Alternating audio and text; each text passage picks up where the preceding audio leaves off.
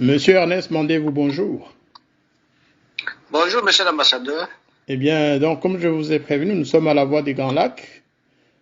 Pour nos auditeurs et auditrices, vous nous avez promis de vous adresser directement à vos compatriotes congolais, à toutes les personnes de la région, pour expliquer de votre point de vue la problématique sécuritaire qui se pose dans la région des Grands Lacs, notamment en RDC, au Congo, donc, au Rwanda, au Burundi et dans toute la région.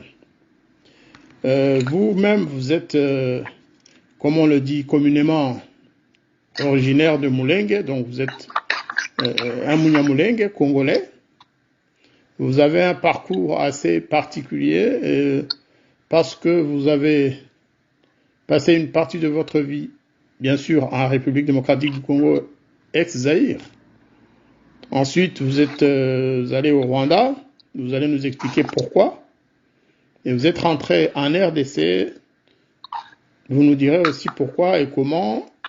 Ensuite, vous avez quitté la RDC et pourquoi. Et vous aurez à nous faire une analyse sur la situation actuelle du Nord Kivu et du Sud Kivu en relation avec la guerre du M23 et des autres rébellions qui sévissent dans la région du Sud et du Nord Kivu. Est-ce que vous avez, je dirais, 1 minute pour vous présenter et puis on passera aux questions-réponses. Merci beaucoup, monsieur l'ambassadeur. Je vous remercie. À ma présentation, je suis Ernest Mandez-vous, originaire de Mulenge. Je suis aux États-Unis, juste dans la région, comme on peut dire en français, qui s'appelle Tennessee. Je ne sais pas si... Dans l'État, c'est un État. C'est un État, oui. Donc, vous vivez dans le Tennessee. Oui. D'accord. Alors maintenant, on va passer, pour ne pas trop parler du Tennessee, on va parler de Mandez-vous. Mandez-vous, il est né où? Il a grandi où? Et quel est le rapport entre Mandez-vous et les Banyamulenge en général et les Congolais en général et le Rwanda aussi, sans parler du Burundi bien sûr, parce que vous avez connu toute la région. Vous êtes né à Mulenge? Merci beaucoup, monsieur l'ambassadeur. Je suis Munyamulenge, comme je viens de le dire précédemment. Je suis né à Minembwe aux environs de 1970. Nous avons immigré vers Moba. C'est un tronçon qui est entre Kalemi et Moba, à Viura. J'y ai fait l'école primaire et après j'allais continuer une école secondaire à Kamina. J'ai terminé en mathématiques physiques. Entre-temps, je suis allé affronter l'université en sciences économiques à Lumbashi, ce qu'on appelle INILO. À ce temps-là, je suis en train de parcourir un peu ma vie. Nous sommes allés au Rwanda juste en 95. Ça, c'était à la fin de vos humanités, comme on dit. J'étais en premier graduat en sciences économiques. À Lubumbashi. À Lumbashi. Et pourquoi vous avez quitté Lubumbashi, justement? Juste, le Rwanda le FPR venait juste de récupérer le Rwanda. Alors, on nous a intéressé que l'université est moins chère par rapport à Lubumbashi. Alors, tout le monde a été intéressé. Parmi ceux qui ont été intéressés, j'étais parmi, nous sommes allés au Rwanda. Et quand vous dites Alors, on nous a intéressés, Monsieur Mandé, qui vous a intéressé? Parce que je suppose que tous les étudiants de Lubumbashi n'ont pas été intéressés à aller au Rwanda. bon, avec notre morphologie, nous avions pensé que nos frères rwandophones, je peux dire Tutsis, ont pris le pays. Alors, c'est un sentiment peut-être, comme je peux citer. Il fallait fréquenter l'université puisque nos frères ont pris le pays. Alors, c'est un sentiment. Mais qui vous a intéressé? Parce que les gens vont se dire, mais M. Mandé-Vous est parti au Rwanda, c'était un jeune peut-être de 19 ans, 20 ans. Qu'est-ce qui l'a poussé? Personne ne nous a intéressé. Pourquoi vous n'êtes pas allé Personne ne nous a au... intéressé. Oui. C'était un sentiment personnel. D'accord, il n'y a pas Personne des ne nous a gens, intéressé. c'est pas des gens qui sont venus vous pousser à y aller. Non, personne. D'accord. Voilà. Arrivé à l'université, je devais aller en deuxième graduat en sciences économiques. Nous y avons croisé, un petit chemin qui dirait que non, vous devez aller dans le militaire. Vos parents doivent mourir d'un moment ou d'un autre moment. Donc vous arrivez Alors, au Rwanda en 95 yes. ou 95, et puis il y a des gens qui vous disent... 95, oui. Et c'est vous qui avez choisi d'aller faire la guerre, je veux dire, dans l'armée? Non. Le même pays nous a intéressés. C'est le Rwanda qui vous a intéressé.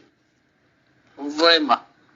Mais pourquoi? Pourquoi Alors, ils ne vous ont pas orienté vers autre chose? non, mais ils nous ont intéressés pour qu'on aille faire la formation. Et après cette formation, il a fallu aller voir nos parents qui sont menacés, puisqu'ils nous disaient que les intérêts sont dans notre pays. Alors, vous devez faire la formation militaire pour aller chercher comment récupérer vos parents. Et ça, c'est le gouvernement Voici rwandais comment qui vous le dit, ou intéressés. c'est qui? Parce que vous êtes des jeunes qui veulent étudier, qui faire leurs études. Vous avez commencé vos études universitaires à Lubumbashi, vous ne les avez pas terminées. Vous arrivez au Rwanda, vous voulez continuer.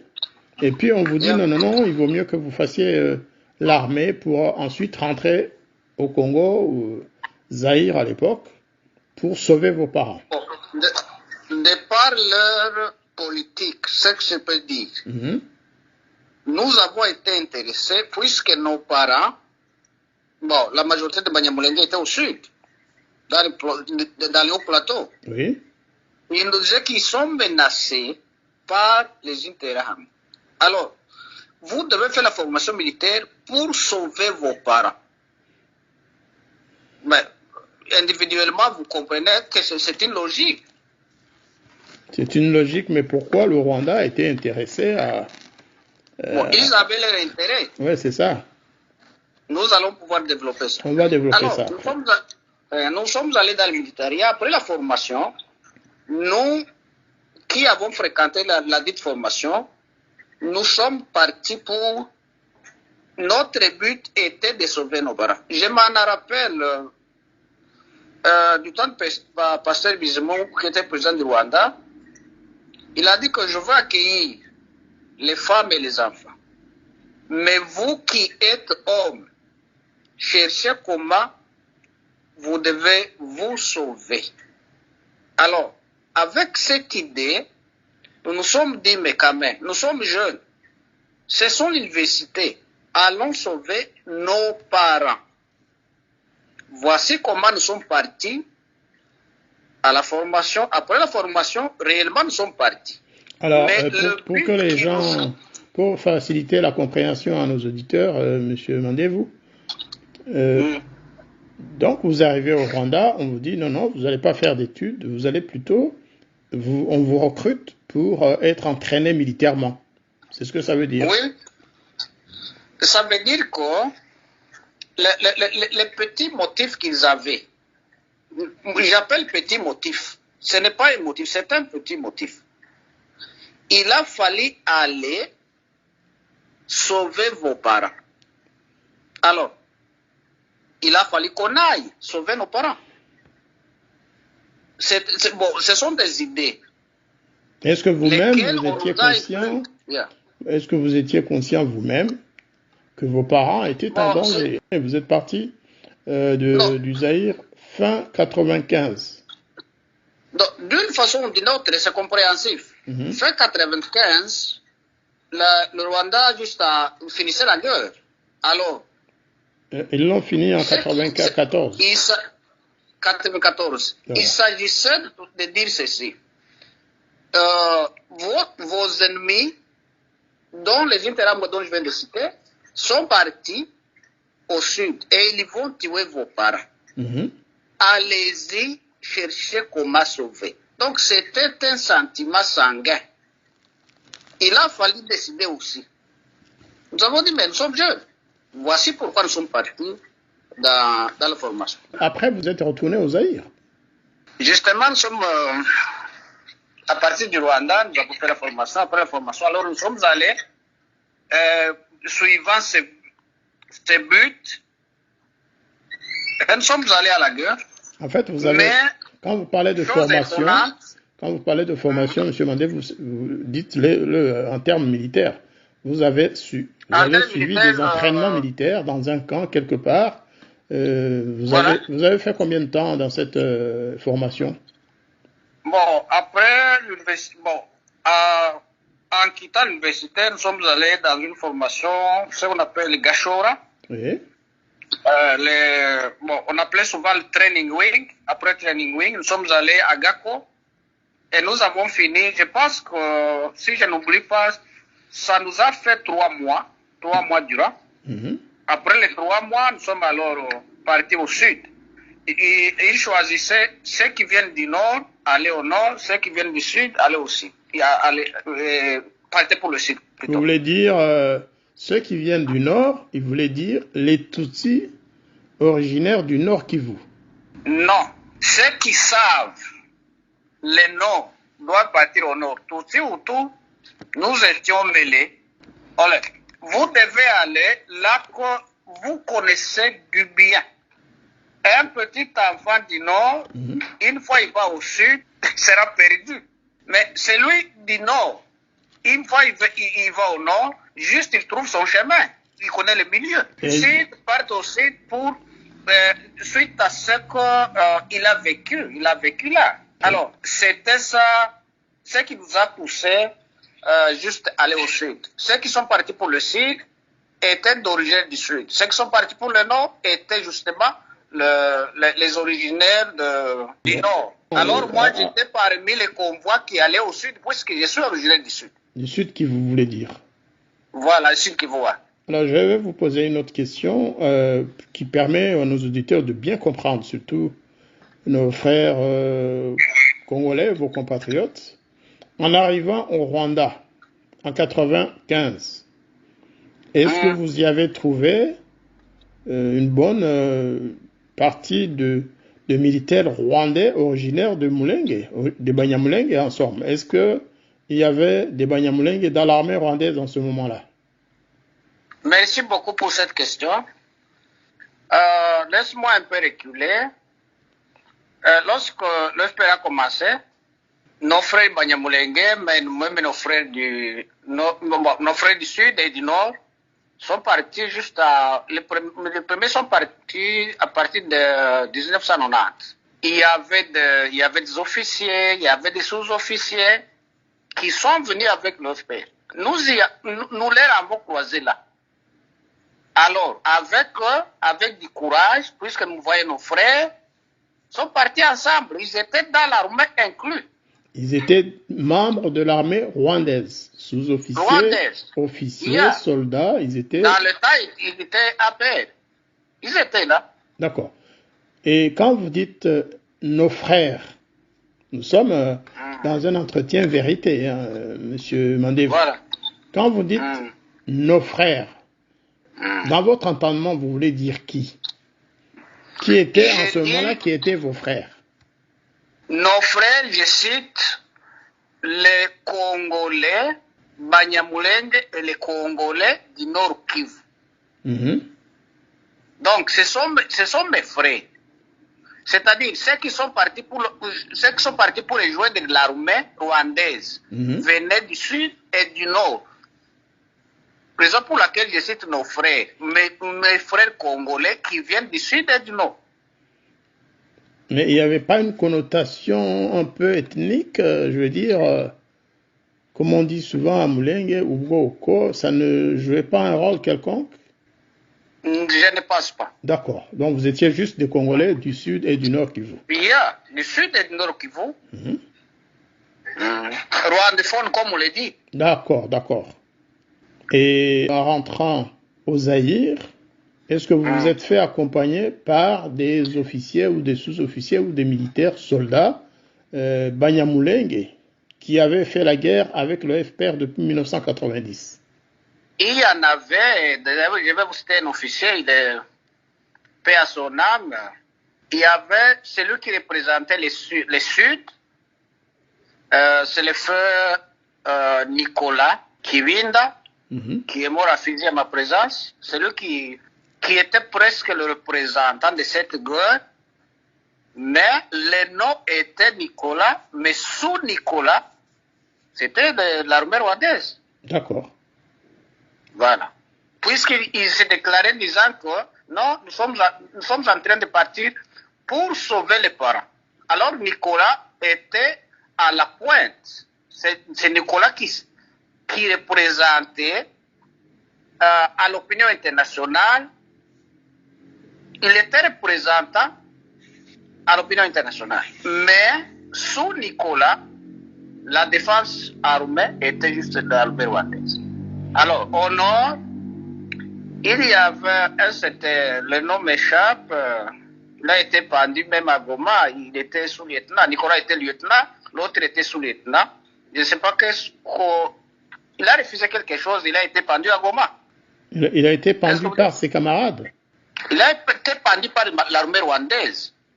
Je ne sais pas qu'est-ce qu'il aurait refusé comme condition, alors il a été pendu à Goma. Bon, je vais me rappeler, pour qu'on aille au sud ou au nord, il a fallu un officier qui représente le sud et un officier qui représente le nord. Les Rwandais n'avaient jamais dit que nous sommes au Congo. C'est comme si le M23 au présent. Est-ce qu'ils acceptent? Lorsque vous êtes allé dans le sud Kivu, donc quand vous êtes rentré chez vous, armé, vous êtes rentré dans vos familles respectives, ou alors vous avez commencé immédiatement en arrivant sur le sol congolais, vous avez commencé à vous battre contre je ne sais qui? Juste après avoir traversé, c'était en 96. Il y avait ce qu'on appelle AFDR. D'accord. De M. Laurent Désiré Kabila. Donc, même Kabila était un échantillon. Alors, une petite seconde, hein. On va s'arrêter un instant pour que les gens comprennent bien. Lorsque vous avez été entraîné pour aller sauver vos parents, vous ignoriez que le Rwanda avait un plan d'agression contre le Zaïre. Vous ne saviez pas. Je vous dis une chose, monsieur l'ambassadeur. Un militaire, c'était un homme commandé. Dans mes idées, et dans une idée de mon frère, il savait qu'on va sauver les parents. Pendant que le Rwanda attaque le Congo. Alors, un militaire c'est un homme politique. Je pars pour sauver mes parents, mais le gouvernement rwandais avait un contentieux peut-être pour pouvoir faire sauter Mobutu. Moi, je ne le savais pas. J'allais juste sauver les parents. Alors, nous avons su leur but juste après. Voilà. Alors, vous arrivez du côté d'Ouvira ou du côté en tout cas dans le sud Kivu, vous traversez la frontière d'abord à travers Tchangougou. Oui, au niveau de Bouéguera, si vous le savez. Voilà, vous êtes arrivé à Bouéguera et vous commencez à vous battre ou qu'est-ce que vous faites? Non, nous sommes allés, on avait des gens qui nous conduisaient, qui savaient le milieu. Nous avons juste fait les montagnes jusqu'à Lurambo, on appelle Lurambo. Et alors, il n'y avait pas de guerre. La guerre a commencé pendant que l'armée, bon, nous étions confus, les Congolais, les Rwandais, dans le cas de Rubirizi. Alors, il y avait des commandants à Rubirizi, la guerre a éclaté, à Lemera aussi. Alors, d'un coup, on récupère Uvira. Moi, j'étais sur le haut plateau. Après Uvira, allez-y, Fizi, Baraka, Fizi. Alors, on a dû comprendre que pouvoir sauver nos parents, ce n'est plus ça. Il a fallu alors avancer pour quitter Fizi, Lurimba, ainsi de suite, jusqu'alors à Lubumbashi, Kinshasa. Voici votre question. Je suis venu sauver mes parents, alors pendant que la guerre a une définition autre. Voilà. Alors, une autre question connexe quand même. On vous a dit les Interahamwe, c'est-à-dire les milices Hutus qui avaient quitté le Rwanda en 1994. Et le gouvernement rwandais vous a dit, eh bien, ces gens menacent vos familles. Allez chez vous, sauvez vos parents. En arrivant, est-ce que vous avez rencontré les Interahamwe? Monsieur l'ambassadeur, il y avait deux buts. C'est un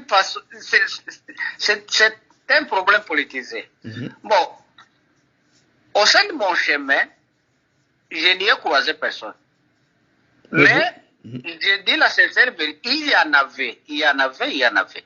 Mais vous ne vous êtes pas battu. Ceux qui sont partis pour l'axe de Xangani, ils se sont croisés avec les Iteram. Vous n'avez pas. Est-ce que vous avez sauvé vos parents? Parce qu'en arrivant, vous avez dû combattre l'armée zaïroise qui était à Uvira et à Fizi, Baraka. Est-ce que c'est l'armée congolaise? Est-ce que c'est l'armée zaïroise qui menaçait vos parents? Maintenant, l'ennemi avait changé. Au début, à Kigali, on vous dit, ce sont les Interahamwe, les Hutus extrémistes. On vous disait. C'est un mysticisme.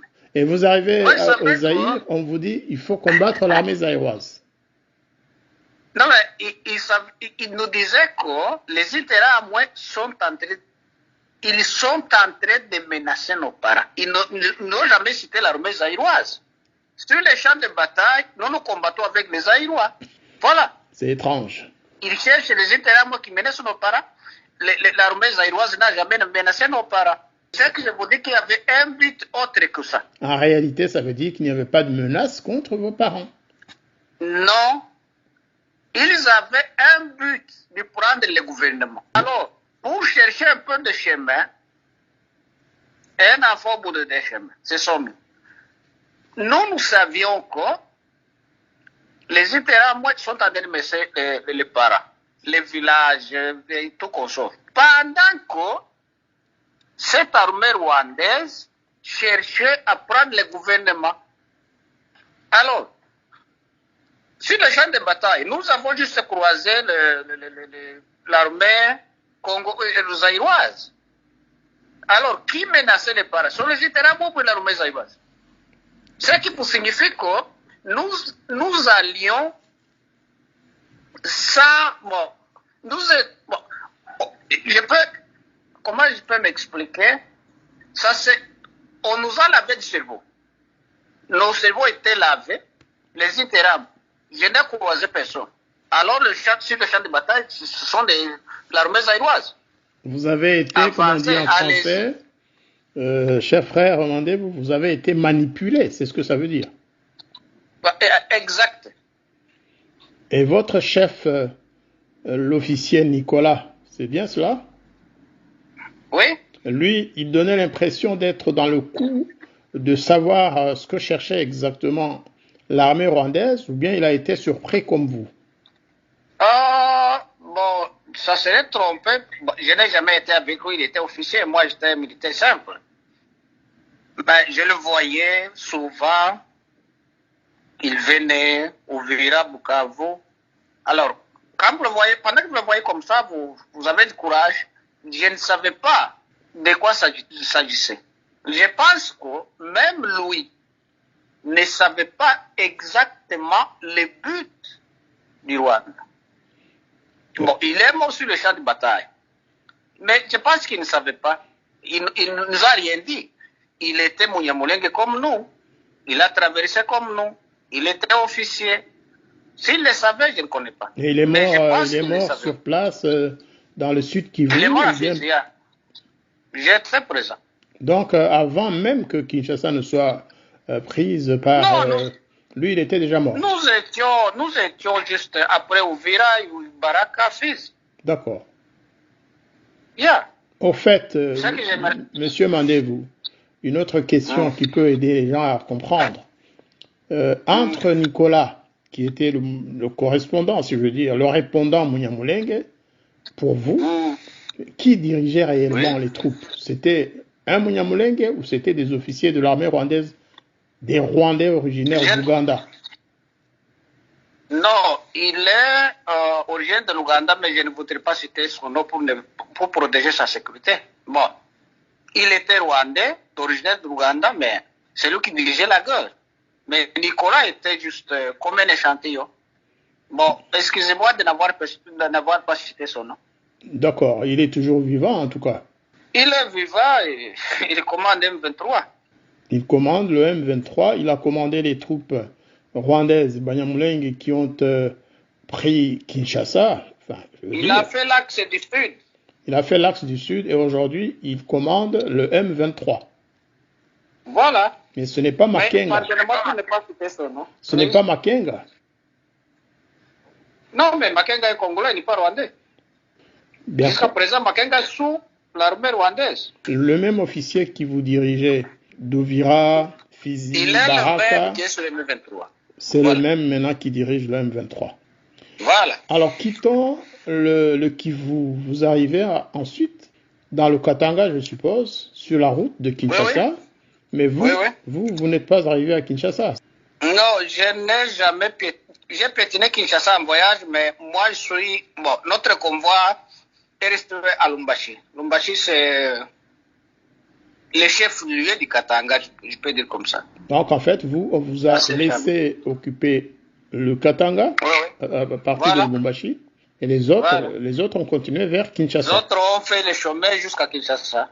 Nous ne reviendrons pas sur toutes les étapes, tous les épisodes de la guerre, hein, mais on sait qu'à un moment donné, en 97, avec à votre tête M. Laurent Désiré Kabila, eh bien l'AFDL, dont vous faisiez partie, a pris le pouvoir à Kinshasa. C'était l'AFDL, M. Kabila est devenu président. Il s'est autoproclamé. Nous avons travaillé avec lui pendant... Il a fait juste à partir de 97, je pense qu'il a fait une année, je pense, si je m'en rappelle. Un peu plus. Alors en 98, au mois d'août, les choses ont changé. Voilà. Moi, je suis à Lumbashi. Je suis parmi ceux qui ont dû fuir jusqu'en Zambie. Ceux qui ont été à Kinshasa, ils vous diront, ils ont fui jusqu'à Brazzaville. Et à Kinshasa, vous étiez devenu un citoyen normal ou qu'est-ce que vous faisiez? Vous avez quitté la FDL? Non, nous étions congolais comme tant d'autres. Laisse-moi un peu expliciter votre question. C'est comme je peux dire, les Rwandais, après, ils sont venus de l'Ouganda. Pourquoi est-ce que, après la prise de Kigali, sont-ils entrés en Ouganda? Je ne pense pas. Ils disent qu'ils étaient dans leur pays. Alors, après avoir piétiné le Congo, nous avons pris du pouvoir. Est-ce qu'il fallait-il rentrer au Rwanda? Est-ce que nous sommes Rwandais? Non. Alors, nous sommes restés comme Congolais. Lorsque Kabila a dit au revoir aux Rwandais, ils ont intéressé rentrer avec et nous avons dit non.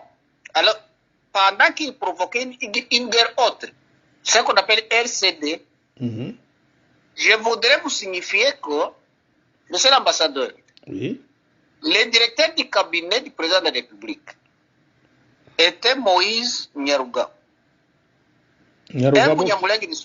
Qui est aujourd'hui député national ou... d'Uvira. Ah, député d'Uvira. Je ne mâche pas les mots. Je cite les chats par son nom. Azarias Rouberu était le directeur du cabinet du ministre Karaha. Karaha était ministre des Affaires étrangères. Tous ces gens que vous citez, que nous sommes, les trois que vous venez de citer, pour ceux qui ne connaissent pas nécessairement le paysage politique congolais, étaient d'origine Banyamulenge. Du Sud, Kivu. C'est ça. Alors, ce qui nous a... Je ne sais pas si j'ai répondu à votre question. Vous avez partiellement répondu, parce que justement, je voulais vous demander comment les choses se sont-elles passées une fois que la FDL a pris Kinshasa. Est-ce que vous avez été suffisamment récompensé pour l'effort de guerre en tant que groupe du Sud Kivu? Quelle sorte de récompense? De la récompense politique. Vous venez de citer 3 personnes, mais est-ce que c'était généralisé ou bien c'était réservé aux 3 leaders Banyamulenge, à savoir Ruberwa, Bizimakara et Nyarugabo? La récompense était de rentrer au Rwanda. Voici la récompense négative.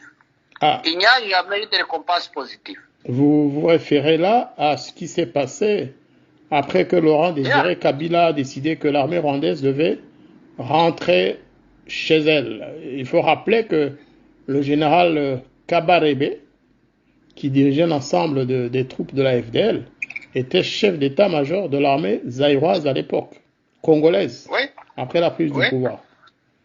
Et donc, après qu'il ne se soit plus entendu avec le président Kabila, Kabila a décidé que la composante rwandaise de l'armée AFDL devait rentrer au Rwanda. Et donc, effectivement, quelques membres de votre groupe, des Congolais, Banyamulenge, ont décidé de partir avec l'armée rwandaise. Non, mais laisse-moi signifier. Juste en 1998, l'armée rwandaise, après que Kabila leur dise que vous devez rentrer chez vous, Kabila devait récompenser les Rwandais. Après la récompense, ils doivent rentrer chez eux. Ils ne voulaient pas quitter le pays. Alors, chose étonnante, monsieur l'ambassadeur, chose étonnante, le matin, je m'en rappelle, je pense, la date du 2 juillet, 2 août.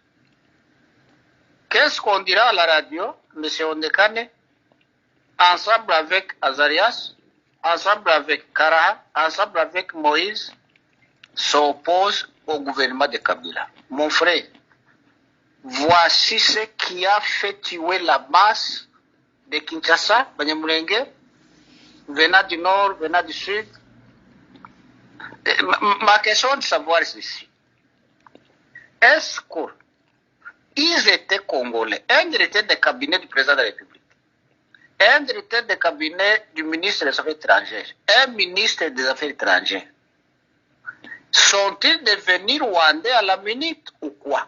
Les escortes de Moïse ont été brûlées dans des punais. Les escortes de Azarias, la même chose. De Kara, la même chose. C'est-à-dire, même nos frères congolais peuvent se poser la question de savoir. Voici la question, les problématiques. Est-ce que sommes-nous congolais ou nous sommes rwandais? Peux-tu être ministre? Et vous suivez les Rwandais, donc tu es Rwandais. Il a sacrifié la population. C'est-à-dire, sous son nom, nous sommes devenus Rwandais, nous sommes venus avec les Rwandais. Il a fallu rentrer avec les Rwandais. Donc, Kara était Rwandais. Azarias était Rwandais. Moïse était Rwandais. Actuellement, il est ministre, il est député, Moïse, à Ouvira. Il est Congolais. En 98, en suivant les Rwandais, il était Rwandais. Quelle est sa nationalité? Sa nationalité, c'est celle qui lui assure la sécurité, on peut dire.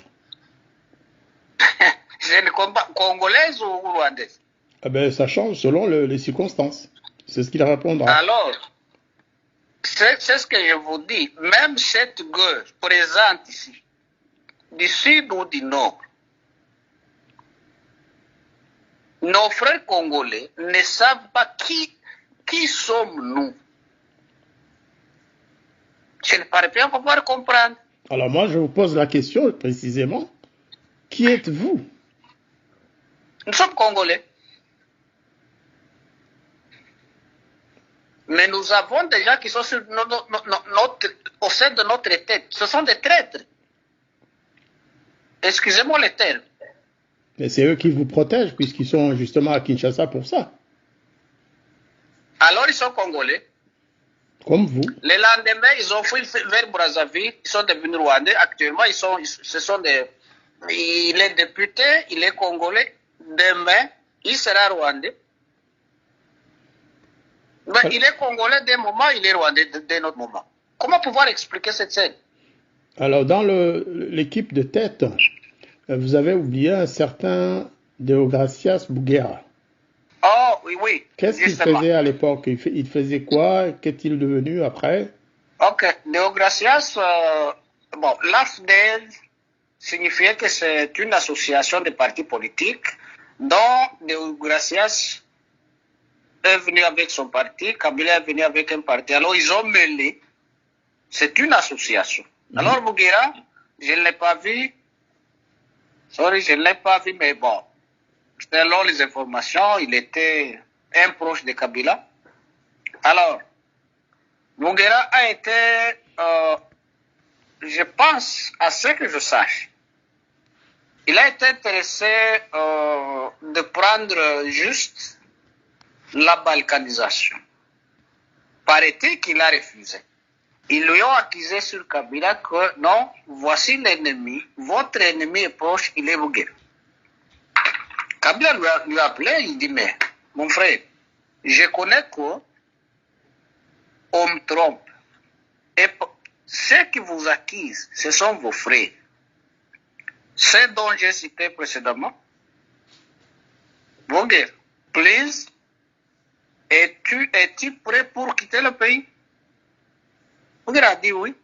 Puisque si je vous mets au sein du gouvernement, tu seras tué. Tes frères t'accusent. Bouguera a dit, mais non. Puisque nous sommes déjà au Congo, c'est ce que je prônais, monsieur le président de la République, laisse-moi partir. Il n'a jamais assumé aucune fonction pendant que c'est lui qui est venu avec le parti politique. Pourquoi? Puisque Bouguera ne partageait pas les mêmes idées avec le FPI. J'ai compris, et les auditeurs ont compris aussi que, en fait, vous n'avez pas pardonné à cette équipe de leaders Banyamulenge de vous avoir laissé tomber. Vous étiez toujours à Lubumbashi. Qu'est-ce que vous avez fait? Comment avez-vous réagi à leur départ? Vous étiez encore à Lubumbashi lorsque Azarias Ubelgwa et ses camarades ont fui Kinshasa. Mais c'est comme nous avons été foudroyés. Ils vous ont pas prévenu, en fait. Non, mais comment?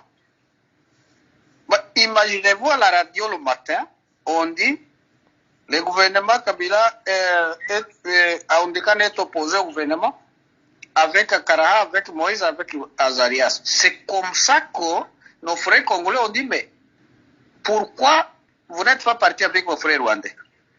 Écoutez Azarias, écoutez Moïse, écoutez quoi? Il y a des preuves palpables. Donc c'est après avoir fui Kinshasa qu'ils se sont... Ils ont fui sans connaissance. Et ils se sont retrouvés à l'est du pays pour créer un nouveau parti politique. À notre insu.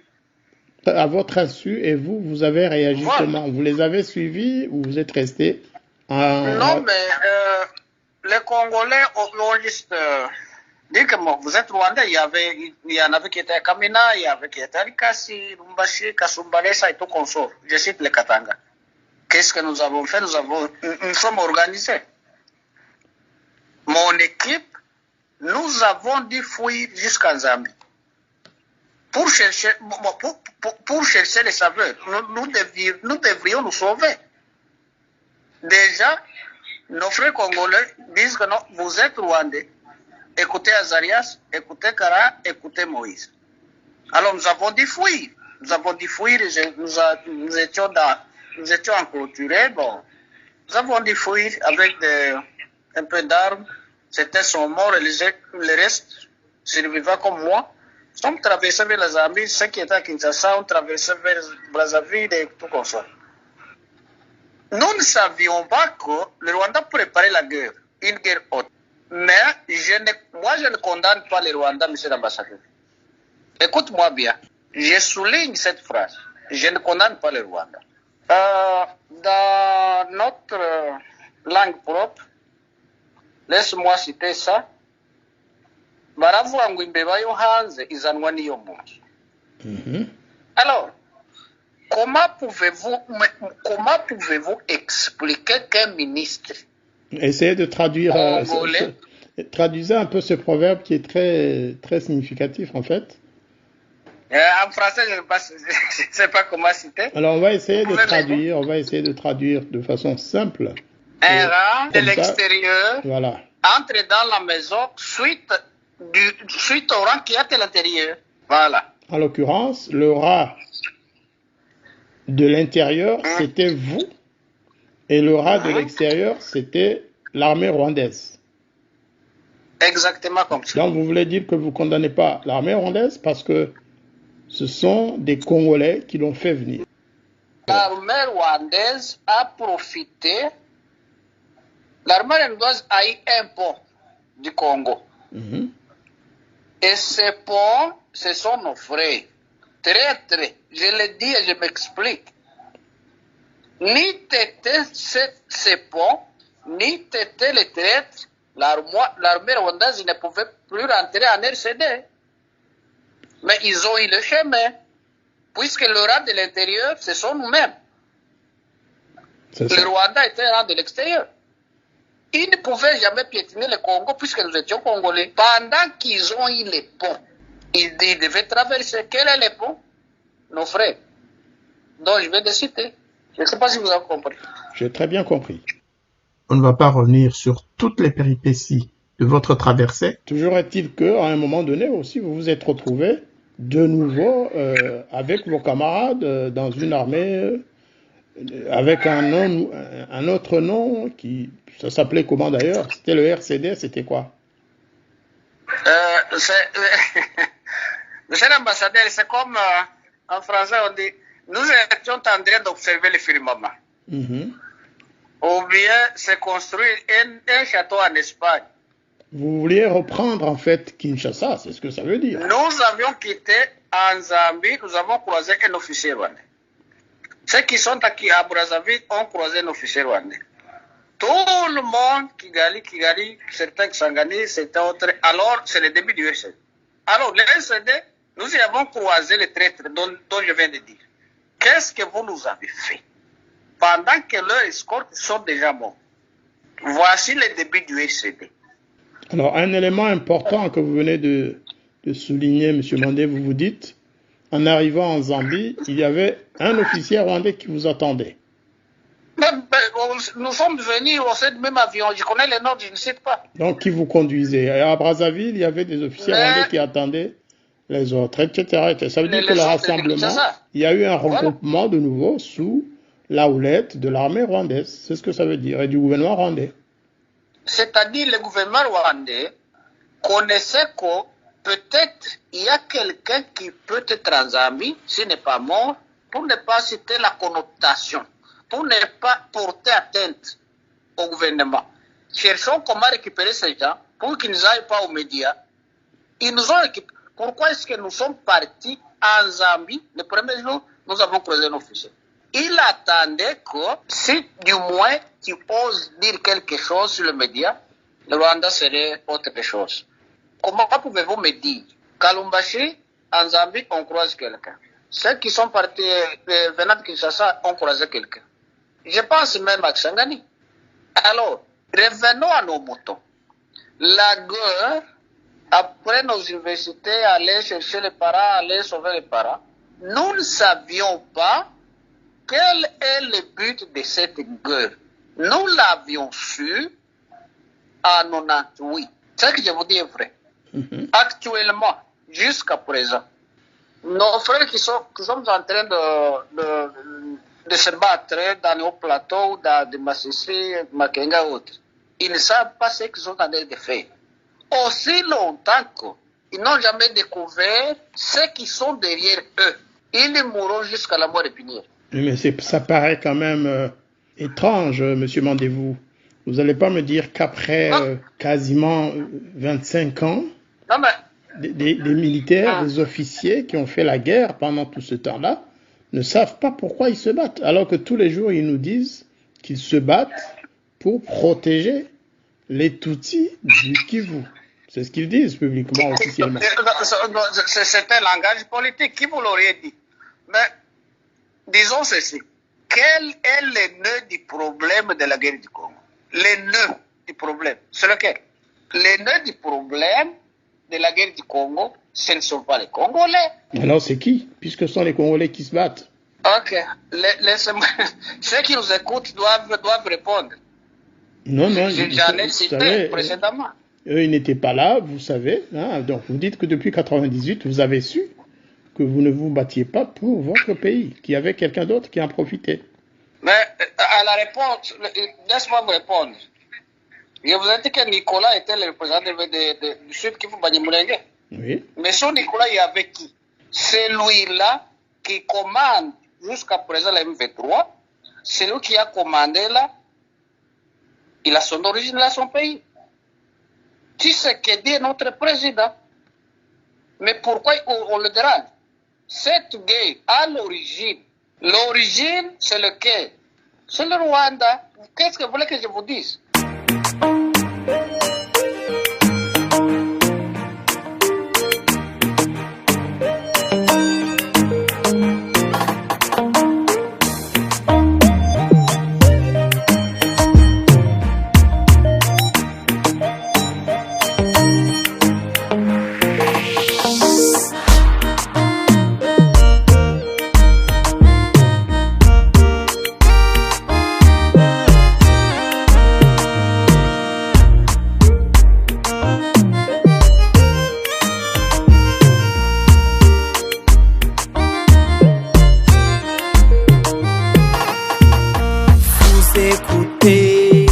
La voix des Kralaki, la voix de la justice et de la paix en Afrique des Kralaki.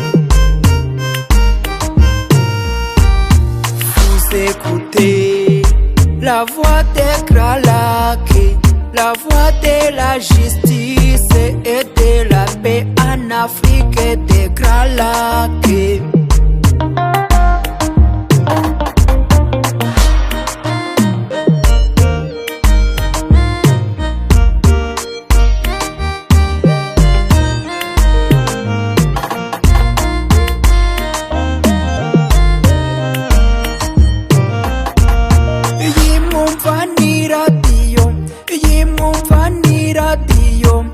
Ijwi ry'ibiyaga bigari, ijwi ry'amahoro muri Afurika.